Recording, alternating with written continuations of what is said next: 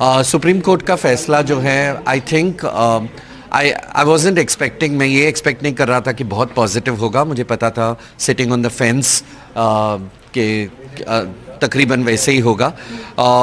मगर ये जो तर्क की है, हमारे जो जजेस ने तर्क की है, the things that they said during the verdict, that gave me a lot of hope, specially what CJI had said.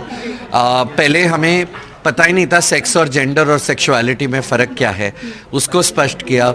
Education हो सब जगह, सामाजिक एजुकेशन हो, वो स्पष्ट किया। बेसिक नीड्स फ्री फ्रॉम, सरकार को देखना होगा, ये उन्होंने अपनी टिप्पणियों में कहा है। तो केंद्रीय सरकार और राज्य सरकार के बारे में कहा है। मगर ये भी इम्पॉर्टेंट होता है कि हम जो एलजीबीटी समुदाय के लोग हैं, जो इतनी हिम्मत कर सकते हैं कि मीडिया के पास आएँ, हम हमारे एमएलए और एमपीज़ के पास भी जाएं और उनको बताएं कि हम उतने ही अलग हैं जितने कि दो लोग अलग होते हैं।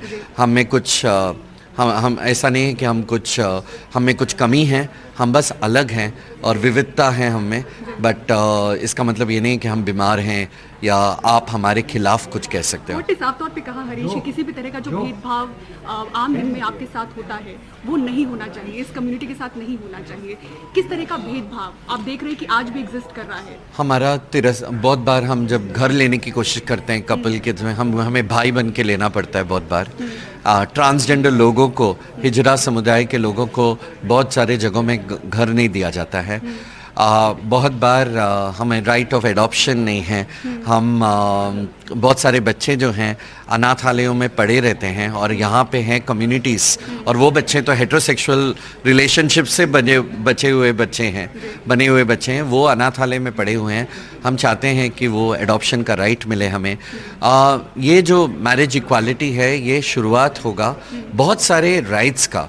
तो हमने 2 कदम आगे लिया है, 1 कदम पीछे लिया है। इन जजेस के तर्क जो थी वो सारे, all of that was very positive. आपके लिए क्या उस जजमेंट के दौरान आपकी वो कौन सी बातें थी जो बिल्कुल आपको लग रहा था कि शायद आपके पक्ष में जा सकता है? सीजेआई ने जो कहा था, सीजेआई ने कहा था कि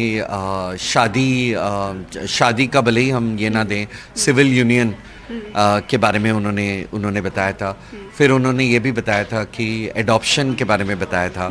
उन्होंने ये स्पष्ट किया था कि हेट्रोसेक्सुअल शादियों में, अगर मैं खुद को एक औरत मानता हूँ, भले ही मेरे पास लिंग हो या योनि हो, मैं अगर खुद को औरत मानता हूँ और मैं एक आदमी के साथ शादी कर रहा हूँ, तो उसके साथ मुझे अनुमति दी जानी चाहिए। अब आगे लड़ाई कहाँ तक जाएगी? आपकी 20 याचिकाएं थी और एक लंबी लड़ाई आप लोगों की चल रही थी। अब बहुत सारी लड़ाइयाँ हैं, ये सिर्फ एक लड़ाई नहीं है।